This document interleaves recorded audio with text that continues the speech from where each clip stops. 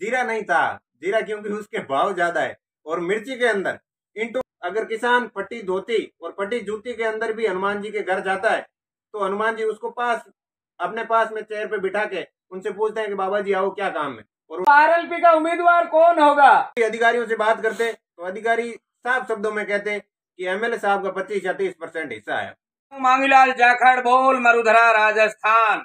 राजस्थान में चुनावी रणभेरी बज चुकी है और इस चुनावी रणभेरी में उम्मीदवार आपो आपरा भाग्य आजमाउण वास्ते पार्टियां चक्कर काट रही है।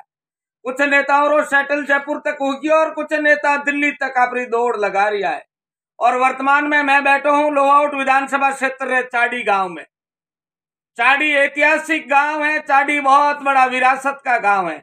मेरे साथ है दोलाराम जी नेहरा जो राजनीति के भी जानकार है, हमेशा इस एरिया में सक्रिय है। क्या नेहरा साहब लोहाउट विधानसभा क्षेत्र में 5 साल कृष्णाराम जी विधायक थे, कैसा रहा उनका कार्यकाल? कार्यकाल एक नंबर का भ्रष्टाचार लोहाउट विधानसभा क्षेत्र के अंदर पिछले 4.5 साल के अंदर हुआ है। जब भी किसी सरकारी महकमे में थानी तहसील या किसी विद्युत विभाग के कार्यालय के अंदर जाते थे तो वहां रिश्वत के बिना कोई काम नहीं होता था। और जब भी अधिकारियों से बात करते तो अधिकारी साफ शब्दों में कहते कि एमएलए साहब का 25 या 30% हिस्सा है। इसलिए खुला भ्रष्टाचार हुआ। हमने आचार संहिता से पहले कांग्रेस के पोस्टर लगे हुए देखे, पोस्टरों पर लिखा हुआ था विकास के पथ पर आगे बढ़ता लोहाउट, जबकि असलियत में लोहाउट भ्रष्टाचार के पथ पर आगे बढ़ रहा था। तो विधायक महोदय जहाँ भी जाते हैं लोगों का भी हुजूम होता है, कहते हैं मैंने एसडीएम कोर्ट बनवा दिए, तहसीलें बनवा दी, पीड़ की टंकी बनवा दी। फिर लोगों का हुजूम कहाँ होता है? लोगों को नरेगा से उठा के लाके आते हैं इनकी मीटिंगों के अंदर, ये स्थिति है। और सड़कें बनवा दी, कहाँ बना दी सड़कें? या तो हमारे चाडी सियोल नगर ये जो सर्किल के गांव है, पंचायत समिति अवपुरी के अंदर मैं सदस्यता अभियान के समय घुमा था। उस समय प्रत्येक गांव के अंदर सड़कों की स्थिति देखी, सड़कों के अंदर 2-2 फीट गहरे गड्ढे हैं। कहाँ हो गया विकास? हमारे इस क्षेत्र के अंदर तो विकास हुआ नहीं। मतलब लोहाउट विधानसभा क्षेत्र के लोग विधायक महोदय से नाराज हैं। 100% विधायक महोदय से नाराज होंगे क्योंकि उन्होंने भ्रष्टाचार किया है खुल्लम खुल्ला और लोगों के काम नहीं करवाए और दोगलापन किया, लोगों के साथ गलत तरीके का व्यवहार किया, जिसके कारण विधायक से नाराज है। बाकी आदमी से कोई नाराज नहीं होता। तो इस बार क्या विधायक महोदय गुल खिलाएंगे या भारतीय जनता पार्टी से उम्मीदवार या एक नई पार्टी है हनुमान बेनीवाल जो राजस्थान के अंदर 200 सीटों पर उम्मीदवार उतारने का ऐलान कर चुकी है? और लोहाउट विधानसभा क्षेत्र से भी क्या आरएलपी का उम्मीदवार होगा? 100% लोहाउट विधानसभा क्षेत्र से राष्ट्रीय लोकतांत्रिक पार्टी का उम्मीदवार होगा।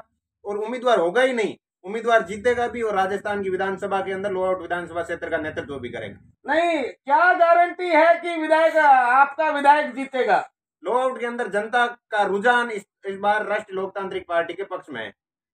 नहीं, राष्ट्रीय लोकतांत्रिक पार्टी के प्रति लोगों का रुझान होने का सबसे बड़ा कारण क्या है?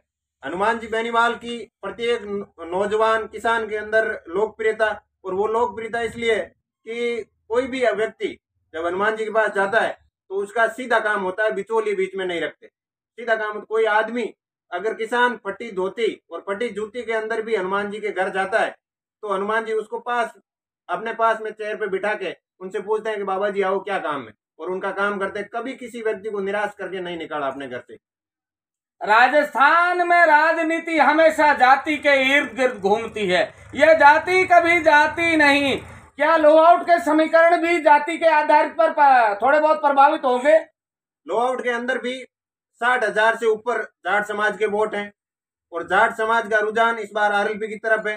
जाट समाज सहित सर्वे समाज राष्ट्रीय लोकतांत्रिक पार्टी से जुड़ा। पिछले समय सत्ता संकल्प व्यवस्था परिवर्तन यात्रा लोहाउट के अंदर आई, जिसके अंदर सर्वे समाज के लोगों ने राष्ट्रीय लोकतांत्रिक पार्टी की सदस्यता भी ली और पुरजोर समर्थन किया। इसको देख के निश्चित रूप से लग रहा है इस बार सर्वे समाज के लोग राष्ट्रीय लोकतांत्रिक पार्टी के पक्ष में मतदान करेंगे। मतलब हनुमान बेनीवाल जो राजस्थान में बड़ी बड़ी रैलियां करती हैं, राजस्थान में बहुत बड़ी उन्होंने व्यवस्था परिवर्तन के लिए बहुत बड़ा आंदोलन किया और बजरी को लेकर भी उन्होंने बड़े बड़े आंदोलन किए। तो क्या राजस्थान की आपके हिसाब से इस बार जनता उनकी ओर देखेगी? राजस्थान के अंदर ऐसा कोई मुद्दा नहीं जिस पर हनुमान जी ने आंदोलन नहीं किया हो। पिछले 4.5 से 5 साल के अंदर हनुमान जी बेनीवाल ने राजस्थान के अंदर विपक्ष की भूमिका निभाई। भारतीय जनता पार्टी विपक्ष में थी, लेकिन विपक्ष की भूमिका नहीं निभा पाई। विपक्ष की भूमिका सिर्फ हनुमान जी बेनीवाल ने निभाई। कहीं भी कोई अन्याय अत्याचार हुआ तो वहां हनुमान जी बेनीवाल सड़क पे जाके बैठे। तो आरएलपी का उम्मीदवार कौन होगा? आरएलपी का उम्मीदवार अभी तक तय नहीं है, लेकिन बोतल के चुनाव चिन्ह पे जो भी व्यक्ति चुनाव लड़ेगा उसको राष्ट्रीय लोकतांत्रिक पार्टी के कार्यकर्ता और लोअर विधानसभा क्षेत्र की जनता वोट देगी और विधायक बना करके राजस्थान की विधानसभा के अंदर भेजेगी। मेरा एक अंतिम सवाल, मुख्यमंत्री अशोक गहलोत ने हर आदमी के लिए दिए थे किट, जिसमें हर चीज का सामान था, दाल था, तेल था, नमक था, जीरा था, दाना मेथी सब थे, तो क्या उस नमक का असर नहीं होगा? जीरा नहीं था, जीरा क्योंकि उसके भाव ज्यादा है, और मिर्ची के अंदर ईंटों का पाउडर हमने देखा था निकाल के, वीडियोज फोटोज हमारे पास पड़े हैं। और इस तरह के लॉलीपॉप देने से राजस्थान की जनता इस बार राजस्थान की जनता को बेवकूफ ये सरकार नहीं बना पाएगी, क्योंकि पिछले 4.5 साल की जनता भूखी थोड़ी सो रही थी, वो खाना खा रही थी। तो 1-2 महीने ये पैकेट देने से कौन सा वोट दे देंगे? नहीं देंगे इस बार। लेकिन अमूमन जिन लोगों के नाम जुड़े हैं वहाँ सब घरों में लगभग घर है, उसमें नमक तो वही चल रहा है। नमक चल रहा है, लेकिन नमक से वोट नहीं मिलेंगे। बहुत बहुत धन्यवाद डोलाराम जी।